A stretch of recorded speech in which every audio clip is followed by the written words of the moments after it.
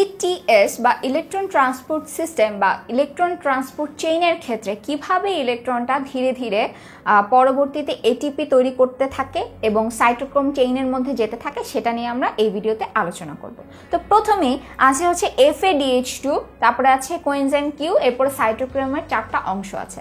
তো যেটা হয় FADH2 যেটা সে আসলে চায় হচ্ছে FAD তে পরিণত হতে। তো FAD তে পরিণত হওয়া মানে হচ্ছে সে দুটা হাইড্রোজেন ছেড়ে দিবে, মানে সে হয়ে যাবে জারিত এবং সে আরেকজনকে বিজারিত করে ফেলবে। এখানে মনে রাখতে হবে যে H+ গ্রহণ করা মানে হচ্ছে সে আসলে বিজারিত হয়ে যাচ্ছে এবং আরেকজনকে সে জারিত করছে। তো FADH2 থেকে তৈরি হয় FAD এবং একই সাথে কোএনজাইম কিউ থেকে তৈরি হয়ে যায় কোএনজাইম কিউ H2। এখন যে H2টা আছে সেই H2টা সে আবার ছেড়ে দেয়। ছেড়ে দেওয়ার ফলে যেটা হয় এখানে একটা ডিফারেন্ট ঘটনা ঘটে। H2টা পরবর্তীতে যেটা করে সে H+ পরিণত হয় এবং সে দুটা ইলেকট্রন ত্যাগ করে দেয়। ইলেকট্রন ত্যাগ করে দিয়ে কি ঘটে, এই যে সাইটোক্রোম বিটা ছিল সে দুইটা ইলেকট্রন গ্রহণ করে, সে বিজারিত হয়ে যায়। সে জারিত ছিল, এখন বিজারিত হয়ে গেল। তো সাইটোক্রোম বিটার যেই দুইটা ইলেকট্রন আছে সেটাকে আবার ছেড়ে দিয়ে জারিত হয়ে যায়।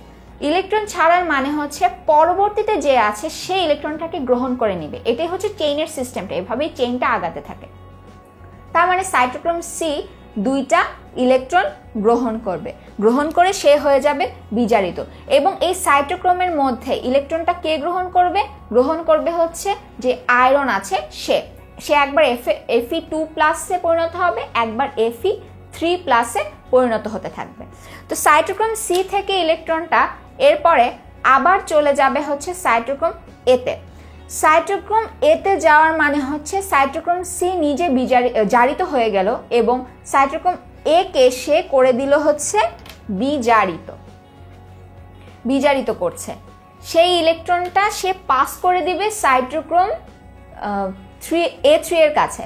সাইটোক্রোম A3 সেটাকে গ্রহণ করে হয়ে যাবে বিজারিত, সে আগে ছিল হচ্ছে জারিত। তো এটা হচ্ছে নর্মাল সিস্টেম, কিভাবে ইলেকট্রনটা একটা অংশ থেকে আরেকটা অংশে যাচ্ছে।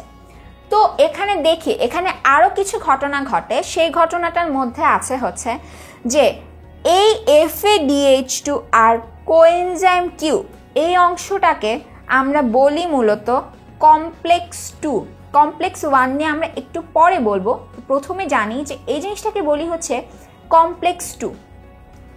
কমপ্লেক্স 2 এর পর আছে হচ্ছে কমপ্লেক্স 3। কমপ্লেক্স 3 এর অংশতে আছে হচ্ছে সাইটোক্রোম বি।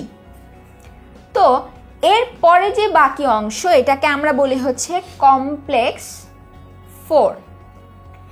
এখন দেখি এই কমপ্লেক্সগুলোর মধ্যে আর কি ঘটে। এখানে যেটা ঘটে এই দুটো অংশের মধ্যে থেকে আমরা কোনো এটিপি পাই না, কিন্তু সাইটোক্রোম বি থেকে সাইটোক্রোম সি তে যাওয়ার সময় একটা এডিপি আসে। এডিপি এসে সে একটা এটিপি তৈরি করে,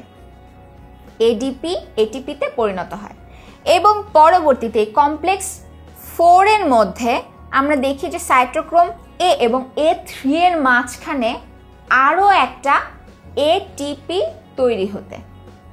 তার মানে হচ্ছে FADH2 যখন আসছে তখন আসলে একটা এটিপি পাচ্ছি সাইটোক্রোম BC এর মাঝে, আরেকটা এটিপি পাচ্ছি A এবং A3 এর মাঝে। এই কারণেই মূলত FADH2 থেকে আমরা পরবর্তীতে 2 অণু এটিপি পাই, যেটা আমরা এটিপি গণনার ক্ষেত্রে হিসাব করে থাকি, যেভাবে হিসাব করি।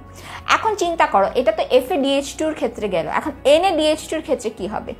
NADH2 এর ক্ষেত্রে আসলে যেটা ঘটে যে NADH2টা আসে, মনে করো এখানে হচ্ছে NADH2 সে আসে এবং সে তার দুইটা হাইড্রোজেন ছেড়ে দেয়। দুইটা হাইড্রোজেন ছেড়ে দিয়ে সে কিসে পরিণত হয়? সে NAD তে পরিণত হয়। NAD তে পরিণত হওয়ার সময় সে কি করে, তার হাইড্রোজেনটাকে সে মূলত দিয়ে দেয় হচ্ছে FAD এর কাছে। আমরা জেনেছিলাম যে FAD হচ্ছে প্রাথমিক গ্রহিতা হিসেবে কাজ করে ইটিএস এর ক্ষেত্রে। তো এখানে সে মূলত গ্রহিতা হিসেবে কাজ করছে কোএনজাইম কিউ এর কাছে এই NADH2 এর হাইড্রোজেনটা পৌঁছে দেওয়ার জন্য। তো এই NADH2 এর FAD এর এফিডির মাঝখানে এইখানে একটা এটিপি তৈরি হয়ে যায়। যখন সে হাইড্রোজেনটা ছাড়তে থাকে তখন এখানে সে একটা এটিপি তৈরি করে ফেলে। এখন দেখো NADH2 যে যখনই আসলো তখন আসলে এখানে একটা এটিপি আমরা পেয়ে যাচ্ছি, আর ভেতরে তো দুইটা এটিপি ছিল, তার মানে হচ্ছে NADH2 থেকে আমরা পাচ্ছি 3টা এটিপি, যেটা আমরা পরবর্তীতে গণনার ক্ষেত্রে দেখব। এভাবে আমরা হিসাব করব। এবং কমপ্লেক্স 2 থেকে আলোচনা করেছিলাম। এখন দেখো NADH2 যখন আসে এটাই মূলত হচ্ছে কমপ্লেক্স 1। যেই কমপ্লেক্সের মধ্যে এসে NADH2টা যুক্ত হবে সেটাকে আমরা বলি হচ্ছে কমপ্লেক্স 1। তো এটা যদি একটা মাইটোকন্ড্রিয়ার মেমব্রেন হয়, মাইটোকন্ড্রিয়ার ভেতরের মেমব্রেনের মধ্যে এই ইলেকট্রন ট্রান্সপোর্ট সিস্টেমটা থাকে, যেমন এটা হবে, তাহলে হচ্ছে প্রথমে আমাদের কোএনজাইম কিউ, এটা হবে হচ্ছে সাইটোক্রোম বি, এটা হবে হচ্ছে সাইটোক্রোম সি, এটা হবে সাইটোক্রোম এ, এটা হবে সাইটোক্রোম A3, এবং কোএনজাইম কিউ এর এখানে এসে FADH2টা যুক্ত হবে। আবার যদি NADH2 আসা হয় তখন এখানে NADH2টা এসে যুক্ত হবে। তারপর ধীরে ধীরে এদিক দিয়ে হাইড্রোজেনটা পাস হতে থাকবে, এইখানে অক্সিজেনটা পাস হয়ে যেতে থাকবে। এবং একই সাথে আমরা এই যে এখানে H+ পেয়েছিলাম সেটার কি ঘটবে? সেটার যেটা ঘটে, এই 2H+টা চলে যায় হচ্ছে সাইটোক্রোম A3 এর একদম এই শেষের প্রান্তে। এখানে যেটা ঘটে যে সাইটোক্রোম A3 থেকে দুইটা যে ইলেকট্রন ছিল সে আসলে ইলেকট্রনটাকে ছেড়ে দেয়। এখন দেখো সবাই ইলেকট্রনটা ছেড়ে দেওয়ার পর তারপরে একটা গ্রহিতা ছিল। সাইটোক্রোম A3 এর পরে চেইন তো শেষ হয়ে যাচ্ছে, ইলেকট্রনটা কোথায় যাবে? ইলেকট্রনটা চলে যায় হচ্ছে এই দুইটা H+ এর সাথে। দুইটা ইলেকট্রন যায়, দুইটা H+ এর সাথে চলে যায়, এবং একই সাথে হাফ মোল অক্সিজেন যায়। তাহলে দেখো H+ আছে, হাফ মোল অক্সিজেন আছে, ইলেকট্রন আছে, তার মানে এখানে তৈরি হয়ে যায় হচ্ছে H2O। তার মানে যে H+ সে ত্যাগ করে দিচ্ছিল সেই জিনিসটা পরবর্তীতে পানিতে পরিণত হচ্ছে। তাহলে আমরা এখানে কি কি পাচ্ছি? এখানে আমরা এটিপি পাচ্ছি এবং পানি পাচ্ছি। ইলেকট্রন ট্রান্সপোর্ট সিস্টেমের প্রত্যেকটা কমপ্লেক্সের ভেতর দিয়ে ইলেকট্রনটা যেতে যেতে শক্তি উৎপন্ন করতে থাকে এবং পানি উৎপন্ন করে। তবে আধুনিক ধারণা অনুযায়ী বলা হয় যে সাইটোক্রোমের এই চেইনের মাঝখানে শক্তিটা উৎপন্ন হয় না। বলা হয় যে এই চেইনের মাঝখানে ইলেকট্রনটা যখন যেতে থাকে তারপরে সব শেষে আরেকটা অংশ থাকে, সেই অংশের মধ্যে দিয়ে পরবর্তীতে এটিপি তৈরি হয়, যেটাকে বলা হয় হচ্ছে ATP synthetase channel. ATP synthetase channel. তো এটা হচ্ছে আধুনিক মতবাদ অনুযায়ী। তো তোমাদের যখন প্রশ্ন আসবে তখন তোমরা মূলত এই চেইনটা ব্যাখ্যা করবে, এবং একই সাথে তোমরা লিখে দিতে পারো যে আধুনিক ধারণা অনুযায়ী বলা হয় যে সাইটোক্রোমের মাঝখানে এটিপি তৈরি হয় না, পরবর্তীতে একবারে এটিপি সিনথেটেজ চ্যানেলের মাধ্যমে সবগুলো এটিপি তৈরি হতে থাকে।